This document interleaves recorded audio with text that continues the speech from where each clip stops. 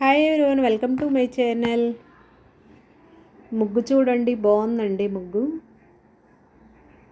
బాగుందో బాగాలేదో చెప్పండి.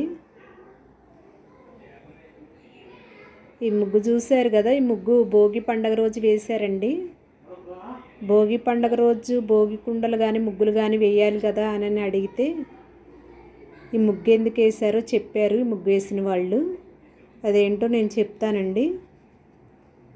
ఈ ముగ్గు భోగి పండగ రోజు వేశారు కదా, భోగి, సంక్రాంతి, కనుమ రోజు కూడా ఈ ముగ్గే ఉంచారనమాట. సంక్రాంతి పండుగ అంటే 3 రోజులు జరుపుకుంటాం కదండి. భోగి, సంక్రాంతి, కనుమ 3 రోజులు పండుగ అనేది జరుపుకుంటాం కదా. సంక్రాంతి అంటే నూతన క్రాంతి కదండి. అంటే సూర్యుడు కాంతి అనేది మనకి ఇస్తూ ఉంటాడు కదా. మకర రాశిలో ప్రవేశించడాన్ని మకర సంక్రాంతి అని అంటాం కదండి. సూర్యభగవానుడు 12 రాశుల్లో సంచరిస్తూ ఉంటాడనమాట. ధనస్సు రాశి నుంచి మకర రాశిలోకి ప్రవేశించడాన్ని మకర సంక్రాంతి అని పిలుస్తారు. అలాగే భోగి, సంక్రాంతి, కనుమ 3 రోజులు కూడా జరుపుకుంటాము. సూర్యభగవానుడికి అత్యంత ఇష్టమైన పండుగ మకర సంక్రాంతి అంటండి.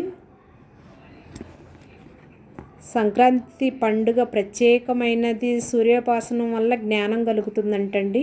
జ్ఞానం కలుగుతుందని కూడా నమ్ముతూ ఉంటాం మనము ఎక్కువగా. అందుకే ఆరోగ్యం కోసం సూర్యభగవానుడికి మనం పూజలు అవి చేస్తూ ఉంటాము ఎక్కువగా. సూర్యకాంతి కూడా మనకు బాగా భూమిపైకి వీస్తూ జీవరాశులన్నిటికీ కూడా శక్తి వనరుడుగా ఉంటాడు కదండి సూర్యభగవానుడు. ఎండ లేకపోతే మనము జీవించలేము.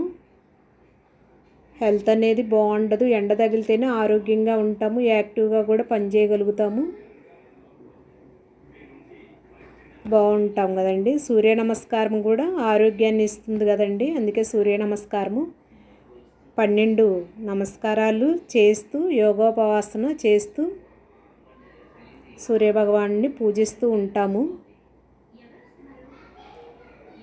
సో ఈ ముగ్గు వేసిన వాళ్ళని అడిగానండి, ముగ్గు ఎందుకు వేశారు, ఇది వేయరు కదా, భోగికుండలు వేస్తారు కదా అని. ఏం చెప్పారంటే సంక్రాంతి అంటే సూర్యుడికి చేస్తూ ఉంటాడు. సూర్యుడు అంటే స్టార్ కదా, అందుకే నేను స్టార్ ముగ్గు వేశాను.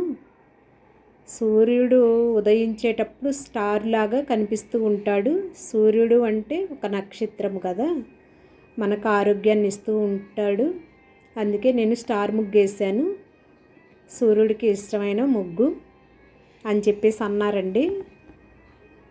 మా ఛానల్ మీకు నచ్చినట్లయితే లైక్ చేసి, షేర్ చేసి, సబ్స్క్రైబ్ చేయొచ్చు ఫ్రెండ్స్. గంట సింబల్ మీద క్లిక్ చేయొచ్చు. ముగ్గు ఎలాగుందో చెప్పొచ్చు. స్టార్ ముగ్గు అండి.